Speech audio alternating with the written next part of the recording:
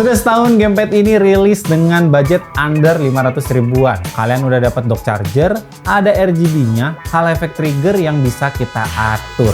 Menurut klaim dari brand, ini sudah kompatibel dengan berbagai macam platform. Jadi langsung aja kita masuk ke dalam videonya.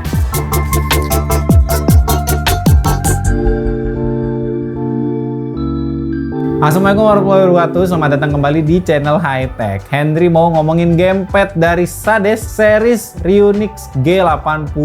Jujur, gamepad Bluetooth gini tuh gue suka banget ya, karena posisi main game gue bisa bebas tanpa ada kabel yang nanti accident kalau misalkan kita ketarik-tarik. Jadi sebenarnya gamepad ini tuh bukan sebuah gamepad yang paling berasa mewah dari jajarannya. Karena kalau dari materialnya, gamepad ini tuh cuma di cover sama bahan plastik. Gak ada sama sekali bahan-bahan kulit di bagian grip agar saat pemakaian jadi anti-slip. Jadi semuanya plastik. Walaupun semuanya bahannya plastik, feel gamepad Ryunix G80 ini terasa amat solid. Gak akan terasa kayak plastik kopong doang, karena gamepad ini juga lumayan berat. Dan kembali lagi ya soal material, buat gue pribadi nggak masalah, karena ini plastik bertekstur jadi nggak kerasa licin kalau misalkan kita genggam. Secara posisi bentuk enak kok buat dipegang. Angle-nya tuh nggak ngerasa aneh, dan ukurannya juga menurut gue pas banget ketika kita pakai. Nggak kegedean dan juga nggak kekecilan. Gamepad ini juga bukan tipe yang punya opsi koneksi yang paling lengkap. Jadi dia tuh cuma mendukung koneksi lewat USB-C atau wired dan wireless via dongle 2,4 GHz. Yap, buat gue pribadi ini bukan jadi masalah. Karena setup PC gue juga nggak ada Bluetooth receiver-nya. Jadi kalau mau dipakai, tinggal colok aja menggunakan dongle. Karena ini juga ngaruh ya ke experience saat ngegame. Gue justru lebih suka pakai dongle karena latensinya jauh lebih rendah dibanding Bluetooth receiver. Tapi kalau misalkan kalian lebih nyari yang nggak punya latensi, kalian bisa aja nih colok pakai USB-C, yaitu dengan sistem wired. Selain itu, G80 ini memang terlihat lebih difokuskan untuk pengguna PC atau Windows. Setelah itu baru dia mendukung beberapa konsol dan Android. Jadi jelas ya target utamanya itu adalah pasar PC gaming. Gue juga sempet ya nyobain si Ryunix G80 ini di ekosistem Apple, iPhone, iPad, dan MacBook. Dan hasilnya memang tidak kompatibel saat kita gunakan di iOS. Padahal sayang banget ya, untuk gue pribadi kita tuh bisa mainin game secara portable gitu menggunakan si gamepad Ryunix G80 ini. Apalagi game-game macam PPSP ya, sekarang tuh udah bisa kita jalanin melalui ekosistem iOS. Jadi sayang banget gitu kan.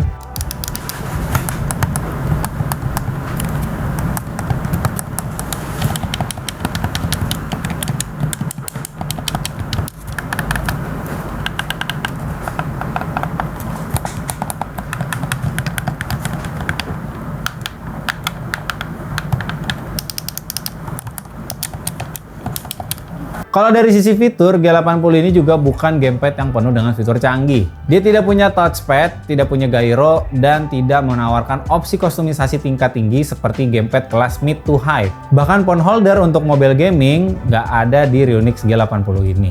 Meski begitu, ada detail kecil nih yang terdapat pada G80 ini. Contohnya ya, dia tuh punya tombol makro dengan posisi yang sangat ergonomis. Mungkin ini nggak disebut tombol makro ya, tombol mapping yang kalau misalkan kalian bisa customize di gamenya. Nah, karena detail kecil ini letaknya pas banget buat dijangkau di jari manis atau di jari tengah. Walaupun kelihatan agak menonjol dari looks gamepadnya, ukurannya kecil jadi tidak terlalu mengganggu ya sama sekali saat kita gunakan. Selain itu, ada juga fitur lock trigger untuk shoulder button pada bagian bawah, yaitu adalah right trigger maupun left trigger.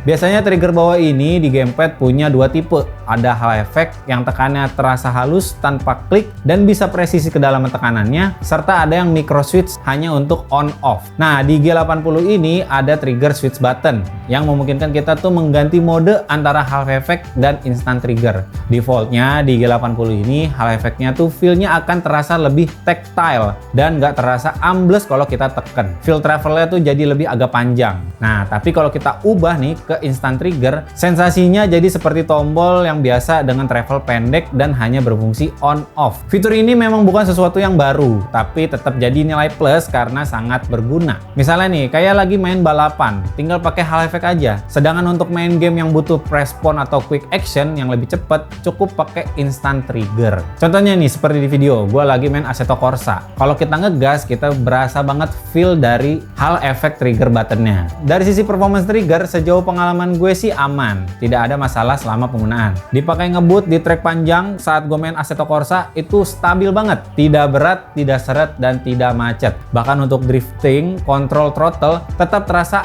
aman dan nyaman. Game macam balapan begini emang butuh gas presisi. Makanya fitur halo effect ini pada trigger sangat berpengaruh. Yang agak kurang mungkin di solder button atas, yaitu RB dan LB. Walaupun pakai micro switch, feel-nya tuh terasa mushy. Ada feel tactile tapi seperti bercampur sama karet membran gitu. Tekanannya terasa kurang memuaskan dengan pre-travel dan post-travel yang agak panjang. Untuk tombol lainnya semuanya terasa aman. Layout Ryonix G80 ini mengikuti Xbox. Fitur tombolnya tuh lengkap, ada tombol turbo, tombol capture, dan tombol start select yang didesain menyatu dengan LED RGB. Tapi kenapa ya dengan tombol home-nya ini ada berbagai macam perbedaan gitu. Kalau misalkan gua ngeliat di marketplace ada yang tombol home-nya ini tuh berasa pakai logo PNG gitu. Tapi kalau misalkan yang gua review saat ini itu tombol memang si logonya si Ryonix. Jadi kalau misalkan Ryonix G80 yang tombolnya home PNG itu ngerasa kayak dibanting gitu kan sama kompetitor lain. Gak ada logo identity brand yang nempel gitu. Jadi sayang kan malah identity gamepad itu cuman ada di charging dock. Joysticknya juga lumayan bagus. Hasil tes menunjukkan circularity error rate-nya tuh hanya sekitar 0,0 sampai 0,1%. Selain itu tersedia juga ya jack audio 3,5 mm di depan. Meski jack ini tuh sebenarnya tuh nggak berfungsi kalau misalkan via dongle di PC. Jadi mungkin ini harus wired terus baru kita colok si jacknya. Serta fitur getar ini bisa kita atur level rendah sampai tinggi.